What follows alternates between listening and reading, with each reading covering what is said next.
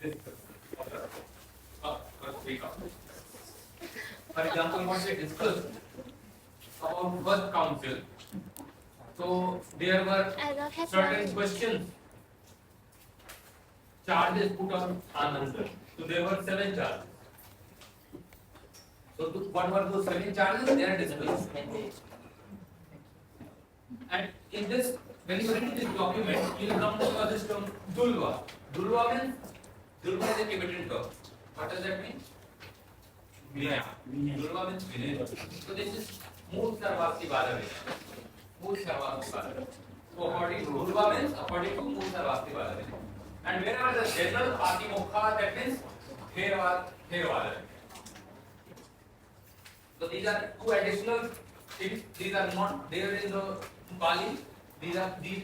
In addition to that, these 2 are also there in the Sanskrit or Mool Sarvasti Balavi. And this document, the second document which I discussed, that you must read thoroughly. If you are interested to explore more about the council, this document also is there, which gives you much detailed descriptions about the council. So the charges which were put on Ananda, then what Ananda replied to those charges. For example, he gave dirty water to he showed private parts of men and women. He showed they allowed women first to salute the dead body of master. So there were some charges, and Ananda gave the reply. What reply he gave? All those are mentioned here. Then related to all other details are also there. Then related to second council we just discussed. What were the 10 habits? That was the 10 extra bagendras, which were carrying the sword or practicing. So their exact Pali names are also mentioned. Here all 10 are listed here in details. So 10 practices. Then so what happened to Anand? Anand is only in first council. He was but he took 10 charges to him. Yeah, so he gave proper reply. He was accepted as He was accepted. It's okay. And he became the first Vinaya holder. Then this document also discusses what are the Deepams and Mahavams, what are the Sri Lankan forces, what they are discussing, what the other forces are discussing. This is a more detailed document. Then about third council it discusses in a greater detail. So we'll also discuss the third council now. And what are the contemporary scholars they put upon their idea on third council. That is also. This is a longer document. Then it discusses a fourth council which you can skip because we are limiting to only three councils, because after third council the council becomes very sectarian. The fourth council which this document is discussing is only to Mool Sarvasti Balavi. While other councils they are more sort of common councils. But anyway, if you want to read, I'll share this document as well. Going back to this.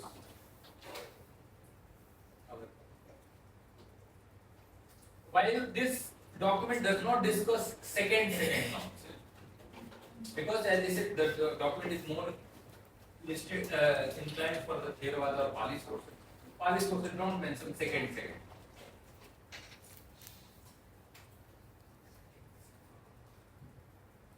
Third council was held in Pataliputra, modern day Patna. Now this doctrine, this council also, if we see some other sources, Sanskrit-based sources, there are some discrepancies, some differences are mentioned. But overall, this document does not discuss those discrepancies. If you want to read more about it, I can share some articles where another teacher of Ashoka is mentioned, not this Moghli-Putra. So according to general common sources, Moghli-Putra was the teacher of Ashoka, and Ashoka hosted this council in Pataliputra. Yeah. Keep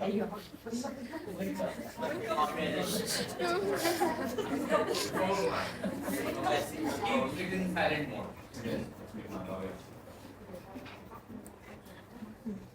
No, I put my phone in flight mode, no free. So, uh, mostly it was sort of a Vaidhyavada, the doctrine which is typical sort of philosophy. By this time period, philosophical ideas were becoming important. So, Vaidhyavada is also a typical Buddhist philosophy. Vaidhyavada, it can be translated as distinctness. Like you distinctly observe certain phenomena. Anyway, it's not very important. Uh,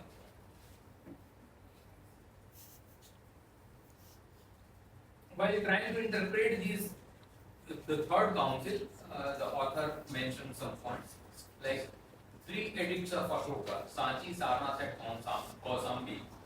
They indicate some threat to Buddhist community. That means by Ashokan time period when this council was held, some archaeological sources, just a question came from Ante Sumidalankara. He said, are there any archaeological sources? Archaeological sources, when it comes to archaeology, it is about buildings, stones, bones, and they don't tell you stories. So you can't tell from archaeological sources what happened, what was discussed here. You can tell it was destroyed or not destroyed, but you can't tell what was discussed. So you have no other means other than relying upon textual sources. But there are some inscriptions Ashoka does not mention directly about council, but some inscriptions indirectly indicate that there were some threats to Buddhist community. Threat means some differences or some divisions. So Ashoka is telling that this is how is appointing Dharma Amatya, the ministers for controlling the Dharma. So there were, when you have a controller, that means some disputes are happening. Otherwise, police is needed when there is a crime. If there is no crime, police is not needed. Right? So in that way, he is appointing. So there was some problem. Ashoka traditionally regarded as a Buddhist ruler. He wanted to purify the Sangha. So if there are some problems. Scholars indicate that this council, admittedly historical, in one or two ways. Either it was declared simply the group of rather than calling it a council, it was just a group of party meeting, like a group of monks meeting. Only with Vaidhyavada doctrine. And later on it gave rise to Theravada. By this time there was no Theravada. So later on it became Theravada. Or the view of schism or division of Sangha, separating yet another school called Sthavirvadi from the early Sthavira Vada. Before Mahasangika, there was another Sthavira, like Vaidhyavada Sthavira, kind of one more division is happening. So this is actually shown here as well.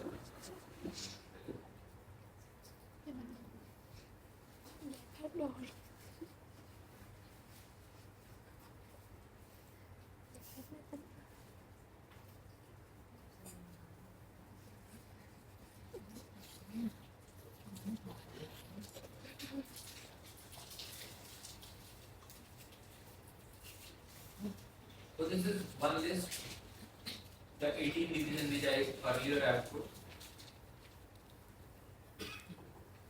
And this is another list, it has more than 18 numbers.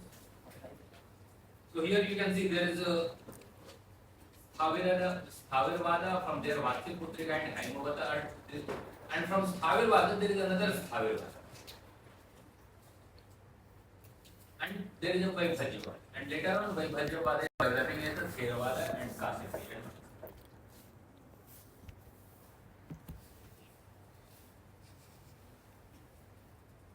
Okay, so these are the general observations on some this particular Buddhist council, pre-Buddhist council. Now in 8th century, now we are just jumping back. when Nalanda was there, and there is a Nalanda master, he is called Vinit Deva. So by 8th century, he is not mentioning 18 or because he is mentioning this is about not uh, the detailed description, but he is mentioning just 4 schools, 4 basic schools. So from these 4 basic schools, multiple divisions must have happened. So he is mentioning this is 8th century record. He is mentioning Sthavirvada, Mahasanghika, Sarvastivada, and Samhiti. So by 8th century, perhaps other were not that prominent, but these were. And he is also mentioning about the language, the Tripitaka, in which Buddha's teachings were recorded. By 8th century, we have this written record that Sarvastivadins, they recorded Buddha's teaching in Sanskrit. Mahasanghika, they recorded Buddha's teaching in Prakrit. Sthavirvadins, they recorded Buddha's teaching in Paishachi. And Samhitiya, they recorded it in Apabhansha. There is no mention of Pali. That's interesting. Yes. Where is the Pali? Yeah. So where is Pali? So this is 8th century documents. By 6th century, there is a record of Buddha Kosha and Aniruddha, 2 Pali scholars. They are traveling. One is coming, one is going to Sri Lanka, and they are discussing that Pali tradition is on the decline in India. So Pali tradition later on it survived to Sri Lanka and Myanmar and Pali. So in Nalanda, I have discussed with many scholars this ancient Nalanda, we did not had a Pali scholar. Ancient, this Vinit Deva is coming from Nalanda, and he is not mentioning a Pali records of Buddha. Pali, it's not that Pali is, Pali had Indian origin, it got developed, but later on it survived in not just Sri Lanka. Later on, if we see the historical development of Pali, of course, it first recipient is Sri Lanka, but later on, when, for example, it goes in Myanmar, and Myanmar monks, they develop a very precise Pali grammar. That's a great contribution of Myanmar. Burmese, they developed Pali grammar, and they made it much more classical. In Cambodia, anybody from Cambodia? Nobody. Cambodia, they developed a mixture of Pali and Khmer language, and you have multiple inscriptions. It became a state language, a kind of a hybrid language, which is mixture of Pali and Khmer, and you have multiple inscriptions. So, in India, while we don't have, but in Southeast Asia, you have lots of Pali presence, and of course, it survives, thrives in present-day Laos, Burma, Myanmar, Sri Lanka, Cambodia. Still, it is a living language. It's not a dead language. Many people think it's a dead. Fortunately, Government of India recognized Pali as a classical language this year, a month back. I was also invited to speak about it. I mentioned something which I said that Pali, like I asked the audience and people that forgive my ignorance, I did not know that Pali is not a classical language. Before government, this news came that Government of India has recognized it's a Pali. Pali is already a classical language. It does not require a recognition because it is a very rich language. So no, What's the purpose? purpose no. Now Political, yes. no, there is a multiple political and there are multiple ways. Yeah, but what I mean to say that Pali has been a classical. Nothing has been produced just 1 month or. It's an honor not for Pali is already honored very much. By the way, this is again another fact that the Buddha Vachana, the Buddha's word, it has been recorded in Pali. There are 15,505 Buddha Sutra, they are recorded in Pali. maximum minimum. When it comes to Tibetan canon, there are only 3,400 something. Look at the Pali canon. It has almost 5 times bigger than what we have Tibetan canon. 5 times bigger, just related to Buddhism. Of course, Tibetan canon has its shastras or the philosophical doctrines developed by Nalanda master that has more than 4,000 texts, which Pali does not. So later on, Buddhist heritage which developed in India, they are preserved in Tibetan canon more. But Pali canon, no. That is why mostly early, when we say early Buddhist teaching, Pali becomes more prominent.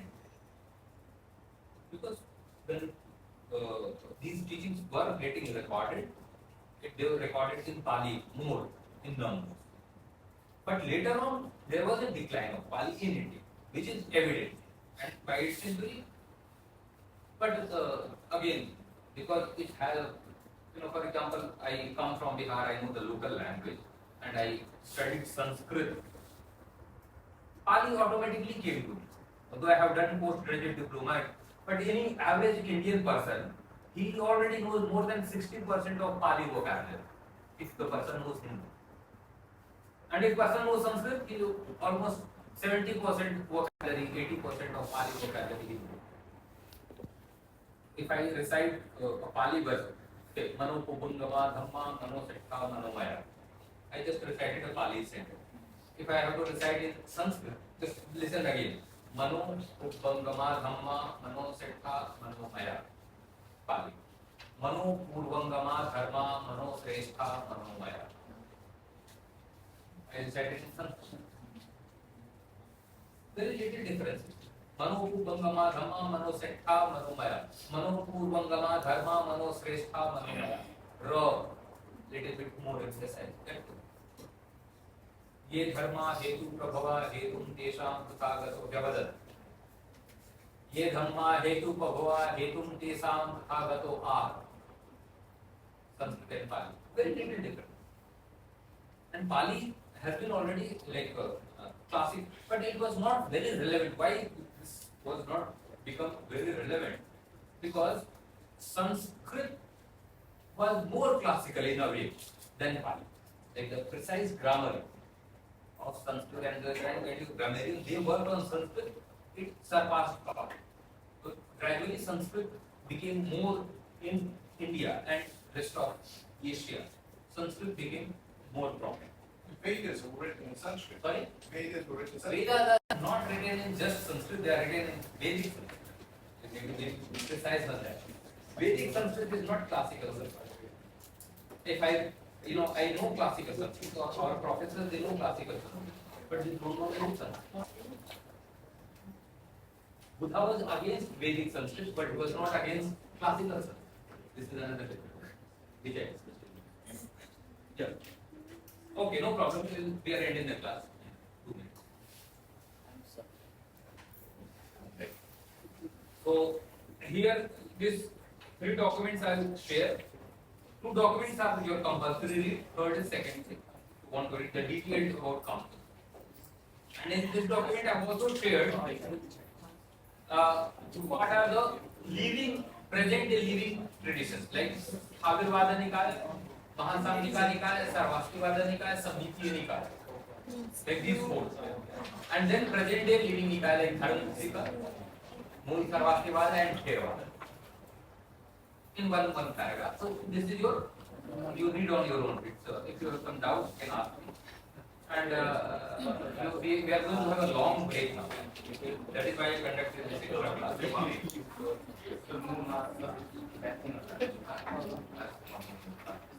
Yes.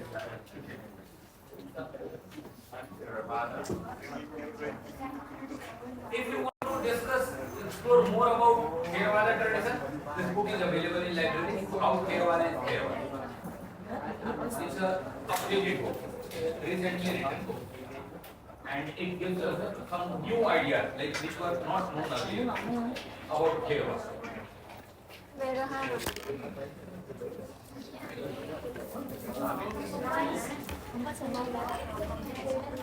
Dạ, anh thuộc hả?